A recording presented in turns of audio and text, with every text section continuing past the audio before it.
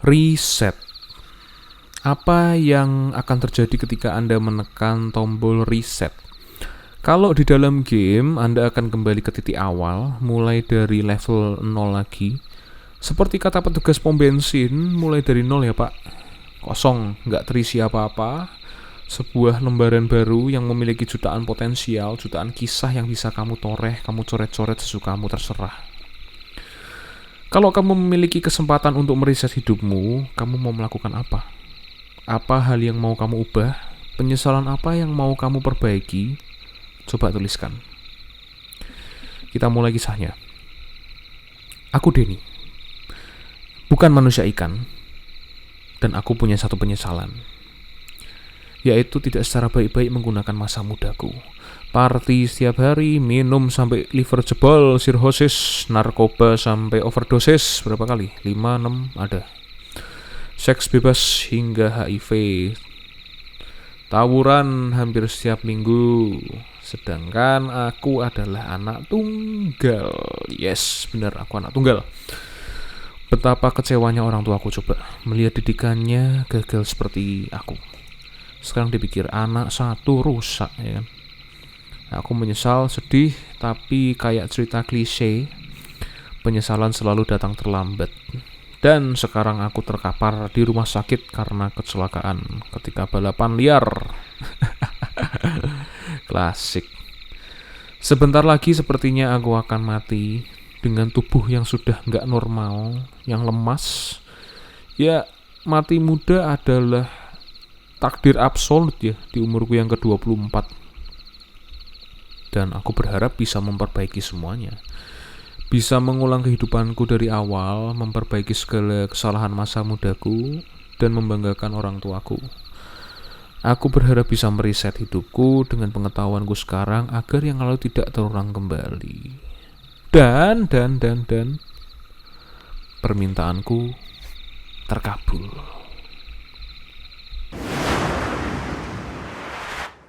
Tiba-tiba aku lahir lagi jadi seorang bayi dari orang tua yang berbeda, tapi kali ini aku bertekad menjadi anak teladan, menjadi anak yang selayaknya anak yang pantas di hadapan dunia. Menginjak SD pun aku sudah jadi bintang kelas, selalu juara 1.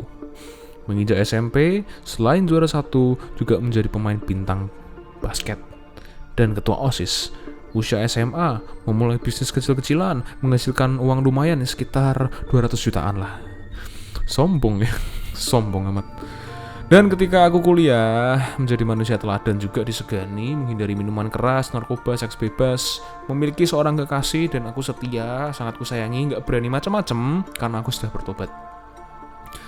Dan akhirnya aku lulus kuliah, mendapatkan ijazah. Tidak seperti kehidupan lamaku, 3 kali DO dari universitas, dan sekarang cum laude. Bisnis sudah besar, omset miliaran rupiah. Miliaran ya? Iya sih, miliaran sih. Dan orang tuaku bangga.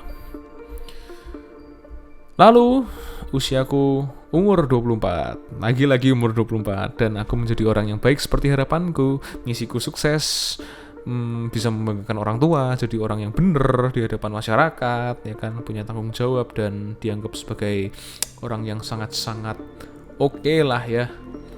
Tapi pada suatu malam saat aku memulangkan kekasihku ke rumahnya, terjadi lagi kecelakaan fatal yang membuat aku harus pingsan sekali lagi.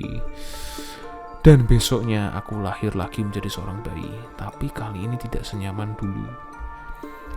Lahir di keluarga miskin yang makan saja susah. Kami 3 bersaudara dan aku adalah anak bungsu. Keluarga ini kacau. Ayah mabuk-mabukan, berjudi, selalu memukul ibu tiap malam. Jadi kalau orang lain nonton sinetron apalah itu, ikatan-ikatan itu, nah saya menontonnya ayah memukul ibu, ya kan. Kakak-kakakku juga sudah menginjak usia SMP, tapi harus putus sekolah, harus merantau mencari nafkah karena keadaan ekonomi keluarga yang ya begitulah. Aneh sih, tapi kenapa aku harus hidup lagi? Ku jalani hidup lagi dengan baik, sama seperti sebelumnya, coba-coba bisnis kecil-kecilan yang juga ya berkembang lah. Walaupun kali ini aku hanya tamatan SD.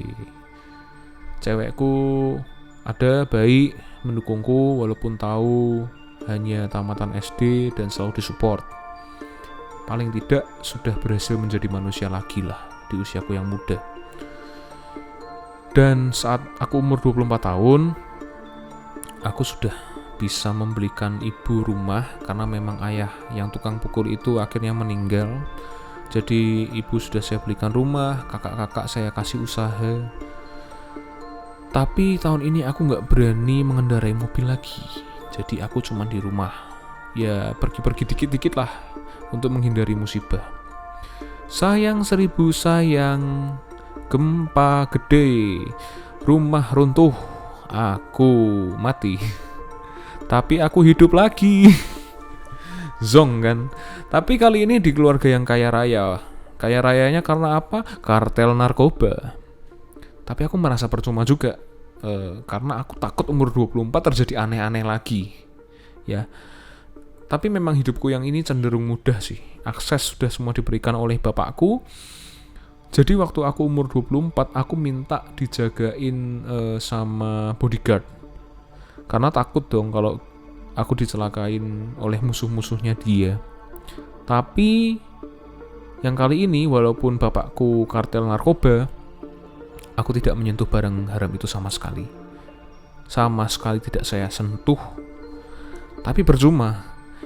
Waktu umur 24, aku tertembak musuh ayahku dan saya meninggal lagi, dan saya hidup lagi, dan saya meninggal lagi, dan saya hidup lagi, dan saya meninggal lagi, dan saya hidup lagi yang ke-33 kalinya. Mantep.